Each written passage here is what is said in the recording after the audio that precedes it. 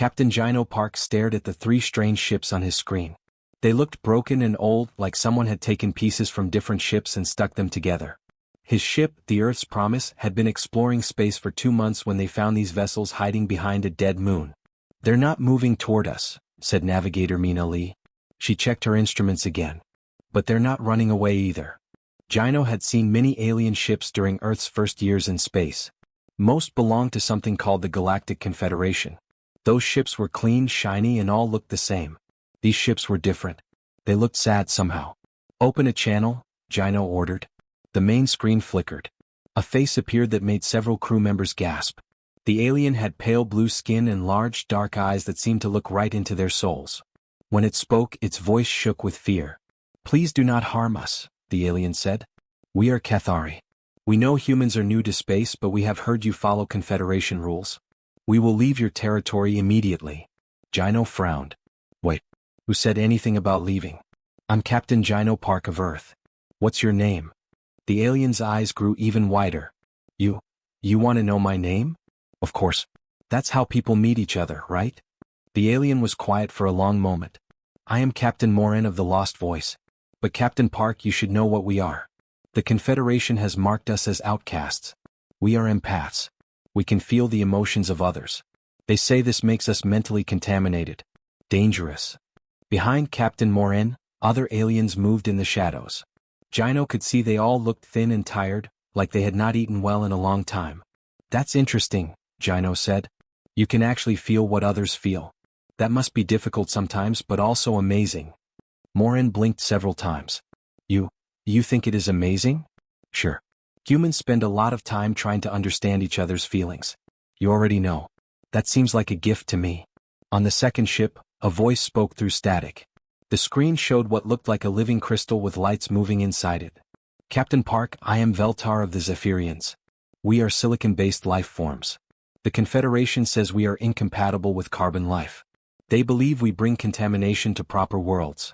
Communications Officer Yuna Park leaned forward in her chair. "You're made of crystal? How does that work? Do you think differently than we do?" Veltar's crystal body pulsed with different colors. "You are curious about us?" "Not disgusted." "Why would we be disgusted?" Yuna asked. "You're beautiful. And I bet you understand technology in ways we never could." The third ship finally spoke. The voice was deep and gentle, like wind through trees. "I am Grenda of the Mordun. We are what your people might call plant-based life forms. We do not fight. We do not compete. The Confederation says we are evolutionary failures because we choose peace over war." Engineer Teho Shin stood up from his station. "You've evolved beyond the need for violence? That's not failure. That's success. That's what we hope humans can do someday." The three alien captains went silent. On their ships, Gino could see other aliens gathering around their screens. Some looked like Morin, others were different shapes and colors entirely. "I don't understand," Morin finally whispered. "Every species we have met calls us broken." "Wrong. The Confederation hunts us. Other races avoid us. But you speak of gifts and success and beauty." Gino stood up. "Maybe the problem isn't with you. Maybe the problem is with everyone else. Look, we're pretty new to this whole space thing, but on Earth we've learned that differences make us stronger. Different people think of different solutions. They see things others miss. But the Confederation says," Veltar began. "The Confederation isn't here," Mina Lee interrupted. "We are. And we'd like to learn more about you if you want to learn about us." Gino looked around his bridge. His crew was nodding. "How long has it been since you've had a real meal? Or safe place to rest?" Morin's voice was so quiet they almost couldn't hear him. "Many months, Captain Park." "Then let's change that. We have supplies. Food, medicine, whatever you need. And we have questions if you don't mind answering them." The three ships moved closer to the Earth's Promise. For the first time in months, their engines hummed with something like hope. 2 hours later, Gino sat in his meeting room with the three alien captains. They were sharing human food and telling stories about their worlds. Grenda was showing them how Mordun plants could grow in any soil. Veltar was explaining Zephyrian crystal technology. Morin was helping them understand the emotions of different species. "This is impossible," Morin said, but he was almost smiling. "No one accepts outcasts." "Then I guess you're not outcasts anymore," Gino replied. "You're our friends." Outside the ship, more outcast vessels began appearing from behind asteroids and moons. Word was spreading quickly through their hidden networks. Earth was different. Earth was safe. Earth called them friends. 3 months after first contact, the colony on Haven 7 was unlike anything the galaxy had ever seen. Diplomat Hannah Kim walked through the main square, watching something that made Confederation observers very nervous. Human children were playing with young Cathari in the fountain plaza. The human children laughed as they splashed water. The young Cathari, with their blue skin and large eyes, felt every bit of joy and passed it back to their friends. Soon all the children were giggling together, sharing emotions like they were sharing toys. "Look, Mama," called 6-year-old Jisoo to her mother. "When Kellen is happy, I feel happy too. It's like having double happiness." The young Cathari named Kellen nodded seriously. "And when humans laugh, it makes bright colors in my mind. I never knew emotions could be so loud and fun." Hannah smiled, but she noticed the Cathari parents watching nervously from nearby benches. They still could not believe this was real. "They will get tired of us," said Moren to another Cathari parent. "All species do. They will decide we are too strange, too different." Hannah walked over and sat beside them. "Moren, your daughter has been teaching our children about emotional colors for weeks. Our child psychologist, Dr. Sora Choi, says it's helping human kids understand their feelings better.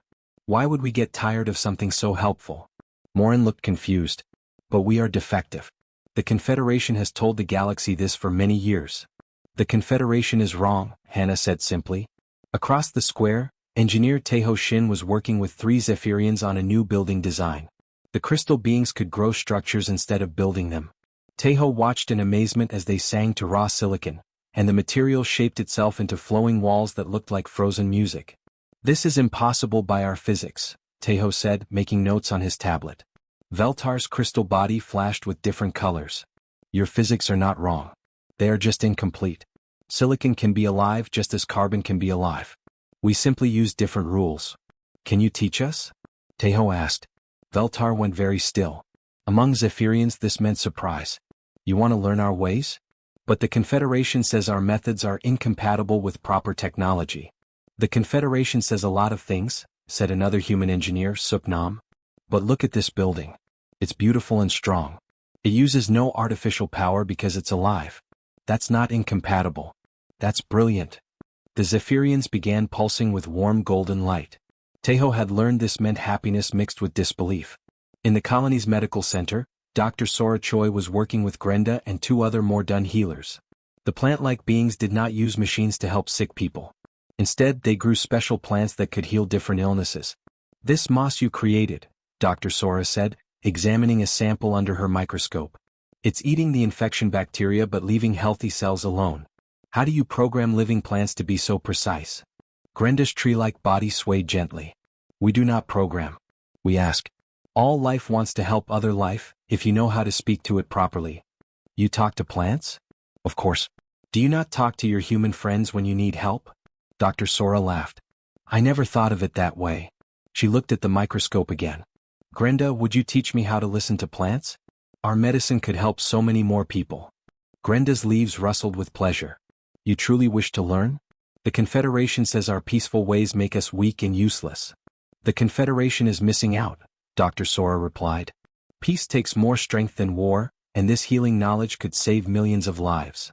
That evening, the colony held its weekly community meeting. Humans and aliens sat together in the council hall. Captain Gino Park, now the colony's director, stood to address everyone. "I got a message from the Confederation today," Gino announced. Many aliens shifted nervously in their seats. "They want us to stop accepting outcast species. They say we are making a dangerous mistake." Fear rippled through the Cathari in the room. Several Zephyrians dimmed their internal lights. The more dun leaves turned darker colors. "But here's what I told them," Gino continued. "I told them about Kellen teaching our children about emotions. I told them about the Zephyrians creating buildings that think. I told them about more done medicine that can cure diseases we've never been able to treat." He looked around the room at all the different faces, human, blue-skinned, crystalline, and plant-like. "I told them that in 3 months you haven't just become our neighbors. You become our friends. You've made us smarter, kinder, and stronger. And friends don't abandon friends just because someone else says they're not good enough." The room was quiet for a moment. Then a human child named Miho stood up. "Kellen is my best friend," the boy announced. "She helps me when I'm scared and I help her when she's sad. That's what friends do. One by one, other humans stood up. Then slowly, carefully the alien residents stood up too. The Confederation has called us outcasts for so long, Morin said quietly. We forgot what it felt like to belong somewhere. You belong here, said Hannah Kim. For as long as you want to stay. Outside, Confederation ships watched from a distance, their commanders struggling to understand what they were seeing. This was not supposed to be possible. But on Haven 7 the impossible happened every day. The warning came at 0347 hours, Galactic Standard Time. Stars in the Kepler sector were going unstable. Not one star but 17 in a chain reaction that would kill everything in 2 solar systems. Admiral Hyun Kong stood on the bridge of New Horizon, watching the disaster unfold on his screens. Solar flares were jumping from star to star like fire spreading through dry grass. Each flare made the next star more unstable. Soon, deadly radiation would cook every planet in the sector. How many people live in those systems? Asked his aide, Commander Rina Song. 2.7 million, Hyun replied grimly.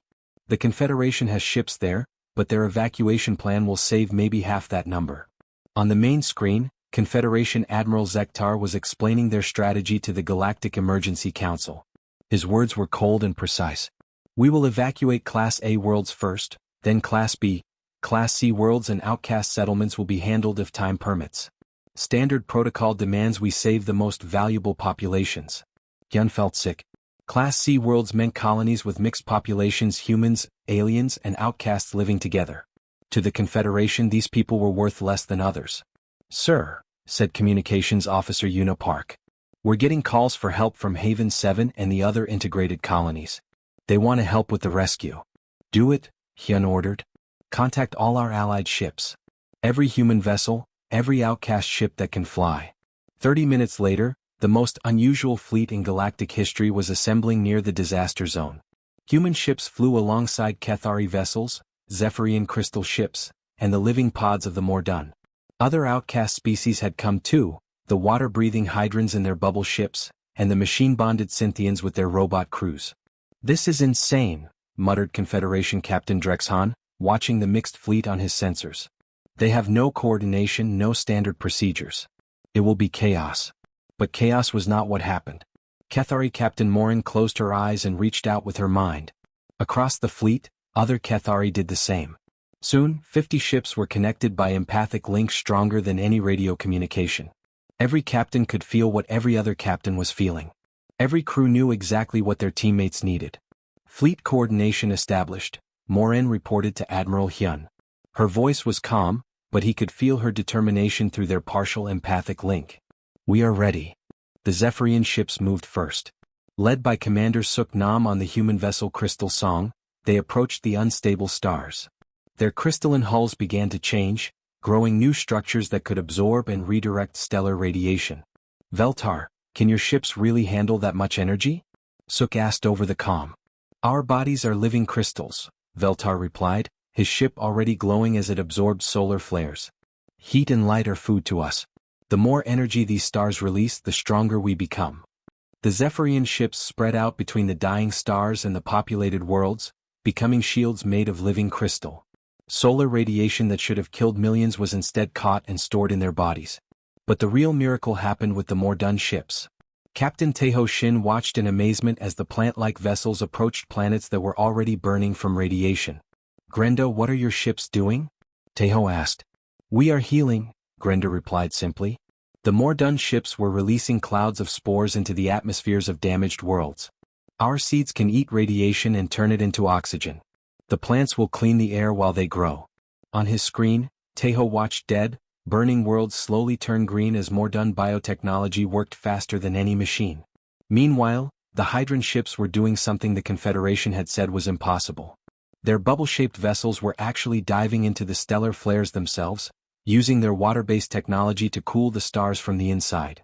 The hydrogen in the flares responds to our water songs, explained Hydran Captain Blue Rhine. We can calm the angry fire by singing to it.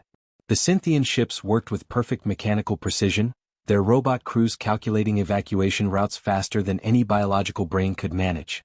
And through it all, human ships tied everything together. Captain Nari Young adapted battle tactics to coordinate rescue efforts. Engineer Jinwoo Lee modified ship systems in real time to work with alien technology. Medical Officer Sua Kim organized field hospitals that could treat every known species. Evacuation complete on Kepler 7, reported Una Park. All 340,000 residents safely aboard transport ships. Kepler 12 is clean, added another voice. The Mordun biofilters have neutralized all radiation. Stars are stabilizing, announced a Hydran captain. The chain reaction has stopped. 6 hours after it began, the crisis was over. Every world had been saved. Every person had been evacuated or protected. The impossible had happened. On his command ship, Confederation Admiral Zektar stared at his reports in disbelief. How did they save everyone? Our computer model said it couldn't be done. His aide checked the data again. Sir, they used methods not in our databases. Empathic coordination, crystal energy shields, biological radiation filters. None of these techniques are in Confederation protocols. News of the rescue spread across the galaxy faster than light. The mixed fleet had done what the mighty Confederation could not. They had saved everyone, not just the valuable populations. On worlds across the galaxy, people watched the news broadcasts and asked themselves a simple question. If Outcasts and humans could do this, what else could they accomplish together? The answer would change everything. The news traveled fast. Within 3 days of the Kepler sector rescue, ships were arriving at Earth from across the galaxy. But these were not Confederation vessels coming to congratulate the successful mission. These were outcasts, dozens of species that had been labeled as defective, inferior, or dangerous. President Jinwoo Lee stood in the orbital station's observation deck, watching the strangest collection of ships he had ever seen. There were the aquatic hydrants in their water-filled bubble vessels, the machine-bonded Cynthians with their robot partners, and the nomadic wanderers whose ships looked like they were grown instead of built. Sir, we have 17 different species requesting asylum, reported his aide, Minister Kaiwan Park. They all say the same thing. The Confederation has marked them as unworthy, but they heard that Earth accepts everyone. Jinwoo rubbed his tired eyes. 3 months ago, Earth had been alone in space. Now they were becoming a refuge for half the galaxy's unwanted populations. What do our allies think? Jinwoo asked. Captain Morin of the Kethari appeared on the communication screen. Her blue skin looked paler than usual and her large eyes showed worry. President Lee, we feel their desperation. These species have been running and hiding for years just as we were. But accepting them will make the Confederation very angry. How angry? Jinwoo asked. The answer came 2 hours later. Supreme Chancellor Vex Thorn of the Galactic Confederation appeared on every screen in the solar system. His multiple eyes burned with fury, and his voice carried the authority of someone used to being obeyed without question. Humans of Earth, Vex Thorn announced, you have violated galactic law by harboring genetic defectives and social outcasts. You have 72 hours to return all contaminated species to Confederation custody for proper disposal. Jinwoo felt his blood run cold. Disposal? Furthermore, Vex Thorn continued, you will cease all contact with inferior species immediately. Failure to comply will result in corrective action to protect galactic purity. The transmission ended, leaving an awful silence in the command center. Sir, said Defense Minister Rina Song quietly, by disposal, do they mean execution? Jinwoo finished. They want us to hand over our friends so they can kill them. Across the solar system, the reaction was immediate. On Haven 7, human children hugged their Kethari friends tighter. In the shipyards, Zephyrian workers stopped their crystal growing and began creating weapons instead of buildings. Mordun healers put down their medical plants and began growing defensive barriers. Admiral Hyun Kong called an emergency meeting of all Allied captains. The conference room was packed with beings of every shape and size. Some breathed air, others breathed water, and a few didn't breathe at all. They want us to abandon our friends, Hyun said simply. What do we do? The room exploded with voices in dozens of languages. But slowly a clear answer emerged. We fight, said Captain Nari Young of the human fleet. We stand together, added Veltar of the Zephyrians, his crystal body glowing with determination. We protect each other, whispered Grenda of the Mordun, her tree-like form swaying with resolve. One by one, every species in the room agreed. They would not surrender their friends to die. The Confederation's response was swift and massive. 500 warships began moving toward the Sol system. Their hulls were identical, their weapons standardized, their crews trained to follow orders without question. It was the largest fleet the galaxy had ever seen. But as they traveled through space, something unexpected happened. On Confederation worlds, ordinary citizens watched the news broadcast. They saw footage of human children playing with alien friends. They watched Cathari helping humans understand emotions. They saw Zephyrian crystal cities that were more beautiful than anything the Confederation had ever built. On the industrial world of Gex Prime, factory workers went on strike. "We will not build weapons to kill children," their leader announced. On the trading hub of Vex Station, merchants refused to supply the war fleet. "These outcasts helped save Kepler's sector," they said. "They are heroes, not criminals." Even some Confederation military officers began asking questions. Commander Drexhan, who had watched the rescue mission, spoke privately to his crew. "I have seen what these mixed fleets can do," he said. "They saved 2.5 million lives in 6 hours. Our own protocols would have saved less than half that number. Are we sure they are the enemy?" Back on Earth, President Jinwoo Lee made the hardest decision of his life. He called the Galactic Assembly and broadcast his message to every world in the galaxy. "To the Confederation, to all species listening, here is our answer," Jinwoo said, standing straight and proud. "We will not abandon our friends. We will not hand over innocent people to be killed because someone decided they are different.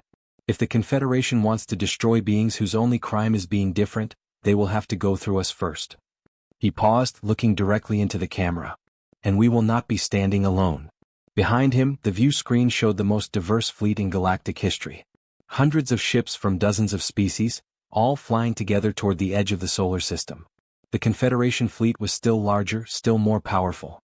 But for the first time in centuries, they were not facing uniform, predictable enemies. They were about to fight an alliance that turned differences into strengths. The galaxy held its breath and waited to see what would happen when rigid order met chaotic unity. The Battle of Seoul began at dawn on Earth, though in space there was no real dawn or dusk. General Kaiwan Park watched from the command center as 500 identical Confederation ships approached the solar system in perfect formation. They moved like a single giant machine, every ship exactly where the computer said it should be. Facing them was the strangest fleet anyone had ever seen. Human ships flew next to crystal Zephyrian vessels. Cathari ships with their curved, emotional designs moved alongside the living pods of the Mordan. Hydron bubble ships and Cynthian robot vessels completed the mix. There were only 200 ships total, but no two looked the same. "They're following standard attack pattern 7, reported Admiral Hyun Kong from his flagship. "Tight formation, coordinated fire, by-the-book tactics." "Then we'll give them something that's not in their book," replied Captain Nari Young from her position with the advanced scouts. The Confederation opened fire first. Hundreds of energy beams lanced through space in perfectly calculated patterns. Any normal fleet would have been destroyed in minutes. But this was not a normal fleet. The Cathari ships didn't need radio communications. Captain Morin and 50 other empathic commanders shared their thoughts instantly. They felt the enemy's intentions before the enemy acted, dodging attacks that hadn't been fired yet. "Impossible," muttered Confederation Admiral Zektar, watching his carefully aimed shots miss their targets. "They're moving before we shoot." The Zephyrian ships did something even stranger. Led by Commander Suk Nam, they began to phase in and out of normal space. Their crystal hulls became transparent, letting enemy fire pass right through them. Then they solidified behind Confederation lines and attacked from unexpected angles. "Sir, they're breaking physics," reported a Confederation officer. "Those ships are becoming ghosts." "There's no such thing as ghosts," Zektar snapped. But on his screen, crystal ships were appearing and disappearing like spirits. The Mordan vessels moved slowly, almost peacefully through the battle. When Confederation weapons hit them, the living ships didn't explode. Instead, they healed themselves in real time, growing new armor to replace what was damaged. "They're not dying," whispered a confused Confederation gunner. "We keep hitting them but they just grow back." The Hydron ships moved like water, flowing around attacks and reforming in new patterns. The Cynthian vessels calculated firing solutions faster than any biological brain could think. And through it all, human ships adapted their tactics every few minutes, doing things the Confederation computers said were impossible. But the real battle wasn't happening in space. It was happening on screens across the galaxy. Captain Nari Young had open communication channels to every world in Confederation space. Her message was simple and powerful. "People of the galaxy, watch what's happening here. The Confederation says we are fighting dangerous outcasts and primitive humans. But look at what we're really fighting for." The screens showed human children holding hands with young Cathari. They showed Zephyrian crystal gardens growing next to human homes. They showed more done healers working alongside human doctors to save lives of every species. This is what the Confederation wants to destroy, Nari continued. Not weapons or threats but friendship. Not armies but families. They call it contamination. We call it community. On 1,000 worlds, people watched and saw something they had never seen before. Different species working together not because they had to, but because they wanted to. Not because they were forced but because they were friends. The Confederation says strength comes from purity, Nari's voice carried across the galaxy. But look at us. We are stronger together than any of us could be alone. Cathari emotional bonds let us fight as one mind. Zephyrian technology lets us move like light. Mordun biology lets us heal what others break. And human adaptability ties it all together. The effect was immediate. On Confederation worlds, protests began. Factory workers refused to make weapons. Ship crews abandoned their posts. Even some military commanders began switching sides. Sir, a terrified aide reported to Supreme Chancellor Vexthorn, we're losing ships. They're defecting to the Human Alliance. Vexthorn watched his perfect empire cracking apart on every screen. This is impossible. We have maintained order for 1,000 years. Maybe, said his own Admiral Drexon quietly, order isn't the same thing as right. The battle lasted 3 days but the war was decided in the first hour. Not by weapons but by ideas. The Confederation fleet, used to fighting enemies who all thought the same way, couldn't adapt to pure chaos guided by friendship. When it ended, the Confederation had lost more than a battle. They had lost their empire. World after world declared independence and asked to join the new alliance. 5 years later, Ambassador Sua Kim stood in what used to be the Confederation Assembly Hall. Now it was the United Galactic Alliance Council, and every seat was filled with a different species. Where once identical representatives had voted in perfect unison, now diverse voices debated and argued and laughed together. Today we vote on the Kepler terraforming project, Sua announced. A joint effort between human engineers, Mordun bioshapers, Zephyrian crystal growers and Cathari coordinators. The vote was unanimous but it was a loud, messy, joyful unanimous filled with dozens of different voices speaking dozens of different languages all saying the same thing. Yes. Through the great windows of the hall the stars looked different now. Not cold and distant but warm and welcoming. Somewhere among them, children of 100 species were playing together, learning from each other, growing up in a galaxy where being different wasn't a crime. It was a galaxy where friendship was stronger than fear, where diversity was stronger than purity, and where the greatest strength of all was simply standing together.